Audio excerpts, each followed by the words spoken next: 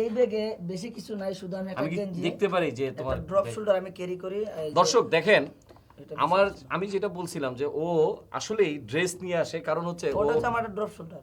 আর ওই যে একটা টিস্যু আছে, ওটা আমি সবসময় রাখি, ক্যারি করি। এটা কেন কি টিস্যু কেন আর এই যে এটা কেন?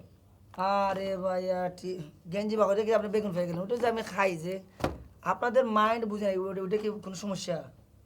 তুমি এই বেগুন নিয়ে ঘুরতেছো তো আমার জামার ভিতরে পেঁচায়। আমি বুঝলাম না ভাই, আপনার কথা লাগতেছে যে শুধু বেগুন খালি বেডিনদের কাছেই থাকে। তুমি মানে একটু ফালতু কথা কম বলো, মেয়েদের কাছে বেগুন থাকবে মানে? ভাই আপনি, মানে কি বলতে চাচ্ছ তুমি? সোশ্যাল মিডিয়াতে তোমার এই ইন্টারভিউটা আমরা আমি live বলি ভাই দেখাচ্ছি। এখানে হচ্ছে বেগুন কয়টা?